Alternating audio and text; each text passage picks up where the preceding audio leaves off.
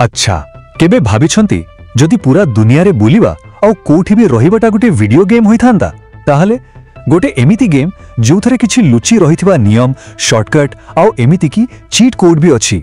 तेबे चलंतु आज आमे एई ग्लोबल माइग्रेशन गेम रो मजादार दुनिया भितर को जिबा। जेनेक्स को स्वागत। एठी आमे सरल विज्ञान सम्मत उपाय सब शिखि थाउ जहां हमकु स्मार्ट भावे चिंता करिबा को शांति रे बंचिबा को आ प्रतिदिन निजको आहुरी भलो करिबारे सहाय्य करे। आउ एही प्रश्नटा ही आम गेम रो मूल कथा कोन सतरे टंका देई जणे निजर पूरा प्लेयर प्रोफाइल बदलै दे पारिबो। एटा एमिति गोटे दुनिया आळको इशारा करूछि जोठी लुचा छापा नियम आ शॉर्टकट भर्ती होई रहिछि। तेबे ए खेलर सबुठु बड़ सीक्रेट कोन होई पारे? उत्तरटा हेउछि गोटे बड़ हां स्वागत। आपण माने एबे पहुंचिचंती नागरिकतार विश्व बाजार रे। एहाकु गोटे भेंडिंग मशीन भଳି भाबंतु जोठी टंका पकेइले आपनकु निज पसंदर पासपोर्ट मिलि जिवो। तेबे चलंतु देखिबा ए मशीन केमिति काम करूछि। ए संख्याटा उपरे टिके नजर पकांतु। एटा होछि ग्रेनाडार पासपोर्ट पई लागिथिबा प्राइस टैग। एथरु तो पूरा स्पष्ट जे आम गेम रे गोटे पे टू विन मोड भी अछि, माने टंका दियो आ निजको अपग्रेड करो। एटा गेम को आहुरी मजादार करि देउछि नुहे के? तेबे ए पे टू विन फीचर काम करे केमिति? चलंतु गेम रो प्रथम लेवल को जिबा जहार ना हेउछि स्टार्टर पैक। एटा होछि सबुठु शीघ्र किंतु हां सबुठु महंगा उपाय निवेश माध्यम रे नागरिकता। एई स्लाइडटा देखंतु केते मजादार। एठी दुईटा मुख्य ऑप्शन को गोटे गेमिंग कैरेक्टर शीट भली देखा देछि। गोटे पटे अछि कैरिबियन पासपोर्ट जहार स्पीड बहुत बेसी किंतु पावर टिके कम, आ अन्य पटे पोर्तुगाल पासपोर्ट जहा पई टिके अधिक समय आ टंका लागिबो किंतु यार स्पेशल एबिलिटी होछि संपूर्ण ईयू नागरिकता। तेबे जदि पे टू विन आपनक पई नुहे ताहले कोन करिवे? आसंतु एबे खेलर सबुठु कष्टकर लेवल को जिबा अमेरिका। हां एटा हेउछि सही फाइनल बॉस जहाको समस्ते हराइबाकू चाहंती किंतु एटा सेते सहज नुहे।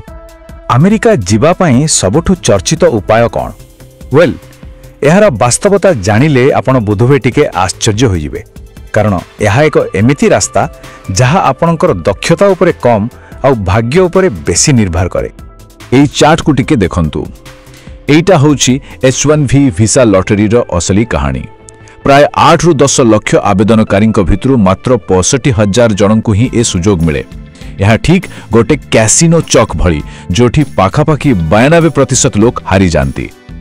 आउ एई उक्तिटी पूरा परिस्थिति को स्पष्ट करि दउछि। लोकंकर गोटे भूल धारणा अछि जे बड़ कंपनी रे चाकरी मिली गले H1B वीसा पक्का, किंतु सत कथा हैला एठी सबु किछि केवल भाग्यर खेला।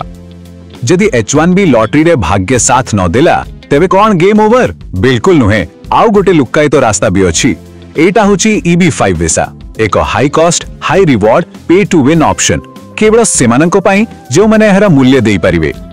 एही जटिल प्रक्रिया को गोटे सरल 3 पर्यायर मिशन भवंतु। स्टेप 1 $8 लाख निवेश करंतु। स्टेप 2 निश्चित करंतु जे एहा 10टी चाकरी सृष्टि करूछि। आउ फाइनल रिवार्ड पूरा परिवार पई एक स्थायी ग्रीन कार्ड। एबे चलंतु गोटे अलगा प्रकार लेवल देखिबा दुबई। एहाकू एक सुनार पंजुरी कहिले किछि भूल हेबनी, कारण एथिरे पसिबा तो बहुत सहज किंतु आपण केबे भी ए खेल को प्रकृति रे जीति पारिबे नाही। देखंतु एई स्लाइड रे दुबई रो पूरा चित्र स्पष्ट होई जाउछि। एठी आयकर नाही, सुरक्षा व्यवस्था बहुत भल, आपनकु 10 वर्ष पई गोल्डन वीसा भी मिली पारे, किंतु सबुठु बड़ कथा हैला आपण सब बेले जने अतिथि होई रहिबे, केबे भी सेठाकार नागरिक होई पारिबे नाही।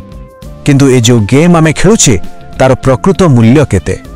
एहा केवल आवेदन फी भितरे सीमित नुहे, एहा पछरे किछि लुचि रहिथिबा खर्च आ हिडन ट्रैप मध्य अछि। तबे चलंतु ए खेलर शेष पर्याय रे सेगुडुक उपरे नजर पकाइबा। एइटा हेउछि TCS माने टैक्स कलेक्टेड एट सोर्स। आपण जे कोनसी टंका भारत बाहर को पठाइले सरकार तार 20% निज पाखरे रखंती।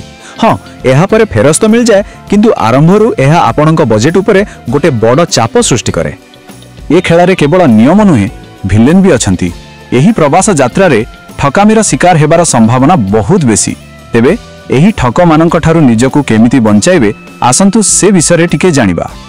जदि केही आपनकु ए सब प्रतिश्रुति देउछि तेबे सावधान होई जानतु। अत्यधिक लाभर लोभ, अस्पष्ट योजना आ असुरक्षित भावे टंका कारोबार करिबा ए सबु गोटे बड़ धोकार संकेत होई पारे। মনে রখন্তু সুরক্ষিত এস্ক্রো আকাউন্ট বিনা কেবে বি টঙ্কা দিয়ন্তু ନାହିଁ। তেবে এ খেলর প্রকৃত পুরস্কার কণ? কণ কেবল গোটে নূয়া পাসপোর্ট? না, প্রকৃত পুরস্কার হেউচি ଏହା ବୁଝିବା ଯେ ଜଣେ ପ୍ରକୃତରେ ନିଜ ଜୀବନରୁ କ'ଣ ଚାହେଁ। ତେଣୁ ଏ ଖେଳର ଫାଇନାଲ ବସ୍ ହେଉଛି ଆତ୍ମଚିନ୍ତନ। ଏହି ସରଳ ଟେବୁଲଟି ଆପଣଙ୍କୁ ନିଜର ଲକ୍ଷ୍ୟ ଅନୁସାରେ ସଠିକ୍ ରାସ୍ତା ବାଛିବାରେ ସାହାଯ୍ୟ କରିପାରେ। ଯଦି ଆପଣଙ୍କର ଲକ୍ଷ୍ୟ କେବଳ ଦୁନିଆ ବୁଲିବା, ତେବେ କ୍ୟାରିବିଆନ୍ ରାସ୍ତା ଭଲ। ଯଦି ଆମେରିକାରେ ଜୀବନ ଗଢ଼ିବାକୁ ଚାହୁଁଛନ୍ତି, ତେବେ H1B କିମ୍ବା EB5 ଉପରେ ଧ୍ୟାନ ଦିଅନ୍ତୁ। ସେହିପରି ବ୍ୟବସାୟ ପାଇଁ ଦୁବାଇ ଏବଂ EU ପାଇଁ ପର୍ତ୍ତୁଗାଲ। ଶେଷରେ ଗୋଟେ କଥା ମନେ ରଖିବା ଦରକାର ଯେ ଏହି ପୂରା ଯାତ୍ରା ପଛର ମୂଳ କାରଣ ଟଙ୍କା ନୁହେଁ, ବରଂ ଗୋଟେ ଭଲ ଉନ୍ନତ ଜୀବନଶୈଳୀର ସନ୍ଧାନ। ଆଉ ଏହା ଏକ ଏମିତି ସତ୍ୟ ଯାହା ଆମ ସମସ୍ତଙ୍କ ପାଇଁ ପ୍ରଯୁଜ୍ୟ। ତେବେ ଏ ଖେଳ ଆରମ୍ଭ କରିବା ଆଗରୁ ଏହି ପ୍ରି କ୍ୱେଷ୍ଟ ଚେକଲିଷ୍ଟକୁ ନିଶ୍ଚୟ ମନେ ରଖନ୍ତୁ। ପ୍ରଥମେ ନିଜ ଲକ୍ଷ୍ୟକୁ ସ୍ପଷ୍ଟ କରନ୍ତୁ। ଦ୍ୱିତୀୟରେ ସବୁ ଲୁକାୟିତ ଖର୍ଚ୍ଚର ହିସାବ କରନ୍ତୁ। ତୃତୀୟରେ ଜଣେ ଭରସାଯୋଗ୍ୟ ଗାଇଡ୍ ବାଛନ୍ତୁ। ଆଉ ସବା ଶେଷରେ ପ୍ରତ୍ୟେକ ରାସ୍ତାର ଭଲମନ୍ଦ ଦିଗକୁ ଭଲ ଭାବେ ବୁଝନ୍ତୁ। ଆଉ ଶେଷରେ ଏହି ଗଭୀର ପ୍ରଶ୍ନଟି, ଏଇ ଯୋଉ ସନ୍ଧାନ, ଏଇଟା କ'ଣ କେବଳ ଗୋଟେ ନୂଆ ଦେଶ ପାଇଁ, ନା ଏହା ନିଜକୁ ଏକ ନୂଆ ରୂପରେ ଆବିଷ୍କାର କରିବାର ଯାତ୍ରା? ଏହି ପ୍ରଶ୍ନ ସହିତ ଆଜିର ଏହି ବିଶ୍ଳେଷଣ ଏଇଠି ଶେଷ କରୁଛି।